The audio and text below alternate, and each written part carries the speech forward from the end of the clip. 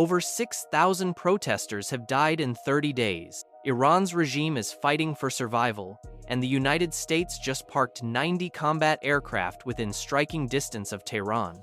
The USS Abraham Lincoln Carrier Strike Group arrived in the Middle East on January 26, 2026, not for patrols, not for exercises, but as a loaded weapon aimed directly at Iran's nuclear program. This isn't deterrence, this is preparation. Here's what 132,000 tons of American naval power is really doing at Iran's doorstep, and why the next 72 hours could decide whether Trump orders the most decisive strike on Iran since Operation Praying Mantis. Iran is collapsing from within.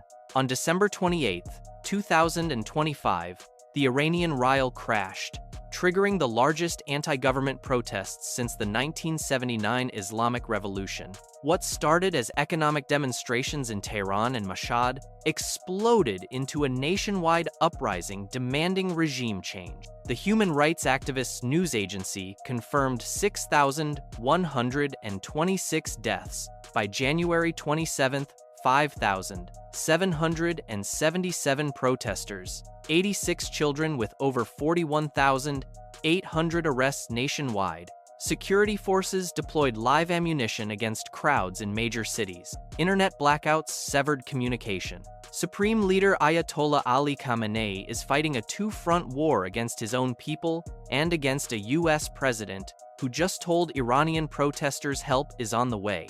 That help arrived on January 26th in the form of the Abraham Lincoln Carrier Strike Group. Trump isn't sending a deterrent, he's sending a strike package, and Iran knows it. Can the USS Abraham Lincoln Carrier Strike Group deliver a military blow severe enough to force Iran's regime into collapse or negotiations without triggering a regional war that pulls in Hezbollah, Iraqi militias, and possibly Russia? The United States is deploying its most advanced carrier strike group. The USS Abraham Lincoln is accompanied by 3 Arleigh Burke-class destroyers, USS Frank E. Peterson Jr., USS Michael Murphy, and USS Spruance, plus likely 1 Virginia-class submarine. This battle group represents over 5,600 personnel, 90 combat aircraft, and sustained strike capability. On the other side, a regime that has survived international sanctions, sabotage, and assassinations for 45 years. Iran operates dozens of ballistic missile sites, underground nuclear facilities at Fordo and Natanz, and proxy forces across Iraq, Lebanon, Syria, and Yemen. Tehran warned that this will not affect Iran's determination to defend the nation. Hezbollah threatened that any strike would ignite wider conflict. But Iran's strategic position has never been weaker. U.S. strikes in summer 2025 already hit 3 Iranian nuclear facilities, destroying centrifuge cascades. Tehran's proxies, Hezbollah, Hamas, Iraqi militias are degraded after years of Israeli operations. And now, Iran is fighting a domestic insurgency that has killed more Iranians in 30 days than all U.S. airstrikes in the last decade combined. Trump sees an opening, and the Abraham Lincoln isn't just a message, it's a countdown. The USS Abraham Lincoln isn't just another carrier, it's the result of a $3 billion, 49.5-month transformation that turned a Cold War hull into a first-day-of-war strike platform. Between 2013 and 2017, Navy technicians cut the ship open, pulled the nuclear cores, ripped out every outdated system, and rebuilt it from the inside out. New reactors, fiber optics replacing copper wiring, sensors that didn't exist when the ship launched in 1989. Most critical, Lincoln became the first Nimitz-class carrier specifically modified to operate the F-35C Lightning II stealth fighter. Not just compatible, optimized. Reinforced jet blast deflectors to handle the heat. Upgraded arresting gear to catch a 31-ton stealth jet landing at 145 miles per hour. Classified briefing rooms built into the hull where pilots can access target intelligence in real time without leaving the ship. The result? Lincoln is the only carrier in the fleet that combines fifth-generation stealth strike capability with 35 years of operational experience. The crew has already shot down hostile missiles in the Red Sea during operations against Houthi forces in 2024. They've maintained 295 consecutive days at sea without port calls. They know what incoming fire looks like on a radar scope. When Trump needs a crew that won't hesitate, won't second-guess, and won't fail, this is the crew he calls. Two Westinghouse, a 4W nuclear reactors power the Lincoln, unlimited range. The carrier can operate indefinitely without slowing for fuel, but speed is just the delivery method. The real weapon is parked on the flight deck. Carrier Air Wing 9, 75 aircraft, 10 F-35C Lightning II, stealth fighters from Marine Fighter Attack Squadron, 314, the Black Knights, the same squadron that conducted the first F-35C combat strikes against Houthi targets in November 2024, 36 F, A-18E, F, Super Hornets across 3 squadrons, 5 EA-18G Growlers for electronic warfare, 4 E-2D Advanced Hawkeyes for battle management, and a mix of MH-60R, S Seahawks for anti-submarine warfare and search and rescue. This isn't just an air wing, it's an integrated kill chain designed to dismantle Iranian air defenses in under 6 hours. Here's how it works. Before we break down the kill chain, drop your prediction in the comments. Can Iran's air defenses stop even one F-35C in the opening wave? Yes or no? Let's see who really understands modern air warfare. Iranian state media loves to boast about the Resonance NE radar system, a VHF over-the-horizon radar that supposedly defeats stealth.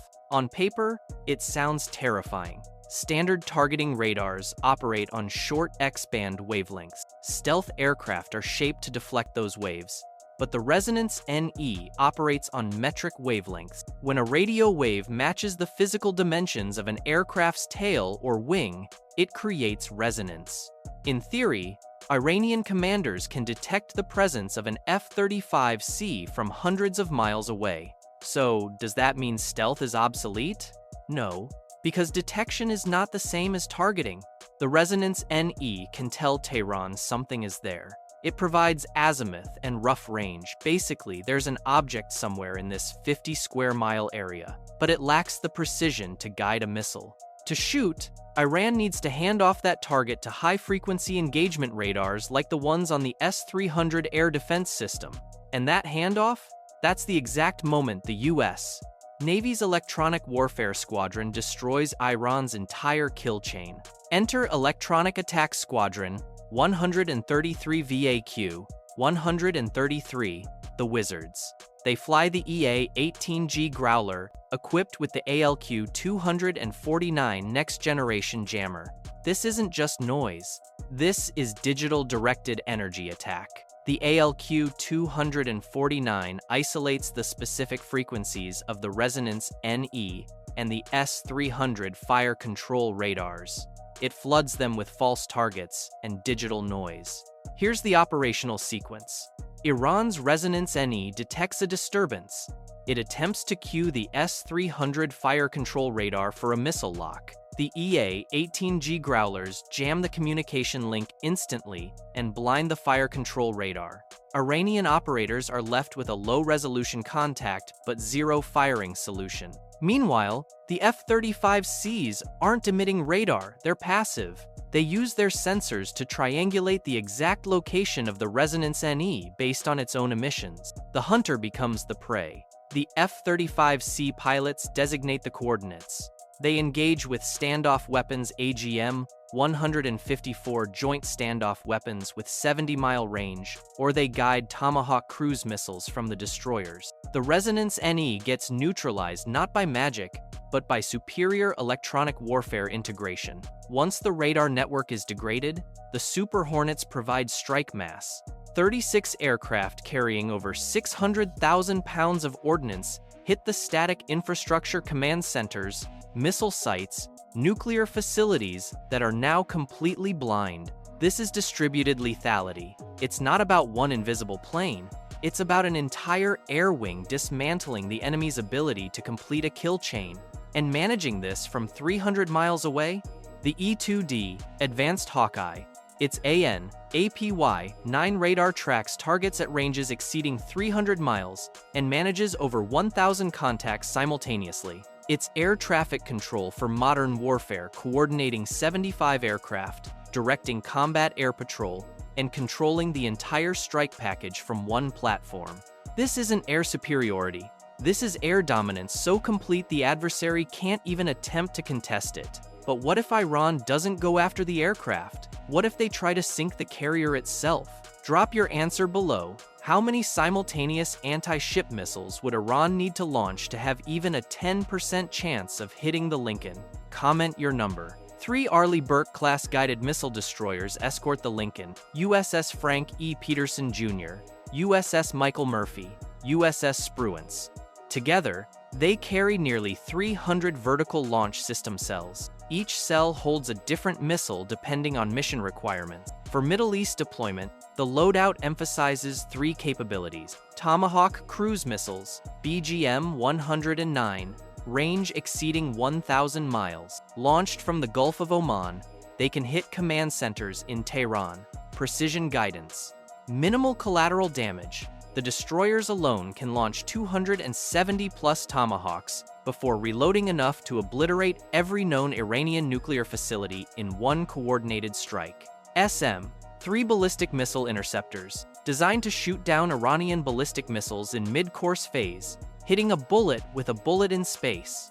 Kinetic warheads traveling faster than Mach 4 at altitudes exceeding 100,000 feet. SM-6 dual-role missiles, long-range air defense and anti-ship capability, engage aircraft at 150-plus miles, or target Iranian fast attack boats trying to swarm the carrier. The Aegis combat system ties everything together. All 3 destroyers share radar data in real time through cooperative engagement capability. One ship's radar can guide another ship's missile. This creates overlapping coverage, 300 interceptors that can shoot from anywhere in the formation. Iran's anti-ship strategy relies on overwhelming defenses, launch hundreds of missiles, deploy dozens of fast attack boats, saturate the system through sheer numbers. Aegis was designed for exactly this scenario. Here's what happens in a saturation attack. Iranian coastal batteries launch 50 anti-ship cruise missiles simultaneously. 3 seconds after launch, the Aegis system classifies every threat, calculates trajectories, prioritizes based on speed and impact probability, and assigns interceptors automatically. The destroyers start firing. SM-6 missiles climb and accelerate past Mach 3.5. At ranges exceeding 100 miles, the kinetic warheads intercept. 40 Iranian missiles disappear from the scope. 10 missiles are still flying. Maybe they get through if the guidance systems work, if the Americans miss, if everything goes perfectly for Iran. But the cost? Every radar that turned on gets marked for destruction. Every launch site gets targeted. Every command bunker that gave the order gets erased. For 10 missiles that might penetrate the defense, Iran loses its entire coastal network in one night. That's not deterrence through threats. That's deterrence through math. Iranian planners understand the equation, and every day they choose to do nothing. What happens if one missile does get through and hits the Lincoln? Comment below. Does the carrier sink, get disabled, or keep fighting? Let's test your knowledge of naval damage control. Can the Abraham Lincoln deliver a blow severe enough to force collapse or negotiations without regional war? Militarily, yes. The Lincoln can destroy every known Iranian nuclear facility, ballistic missile site, air defense node, and command center within 4872 hours. F-35Cs penetrate undetected. Tomahawks overwhelm defenses. Destroyers provide protection against retaliation. This is the most decisive strike capability ever positioned against Iran. Here's what you need to remember. First, the Abraham Lincoln represents the first true integration of 5th-generation stealth fighters with carrier-based strike operations. This isn't an incremental upgrade, it's a capability shift that makes Cold War-era air defenses obsolete. Iran's S-300 seconds and resonance NE radars were built to kill F-15 seconds and F-16 seconds. Against coordinated F-35C and EA-18G operations, they're blind. Second, timing determines outcome. The Lincoln arrived precisely when Iran is most vulnerable, not from U.S. pressure, but from over 22,000 confirmed dead, fracturing regime legitimacy. Trump isn't creating this crisis. He's exploiting it. If he strikes during peak unrest, he accelerates collapse. If he waits until the regime consolidates control, the window closes forever. Third, this is Trump's doctrine in action. Overwhelming force applied rapidly to create political change without occupation. No ground troops, no nation building, just air power, precision strikes, and regime pressure. If it works in Iran, expect this playbook elsewhere. If it fails and Iran drags the U.S. into prolonged conflict, carrier strike groups lose deterrent credibility. Right now, 5,680 American sailors and aviators are operating within 12 minutes flight time of Tehran. Trump has communicated his terms. Iran has seen the capability. One side will blink, the other will act. Now it's your turn. Run your war game. If Trump orders strikes, what's Iran's most effective countermove? How does Hezbollah respond? Does China intervene diplomatically? Does oil hit $150 per barrel? Comment your full scenario below.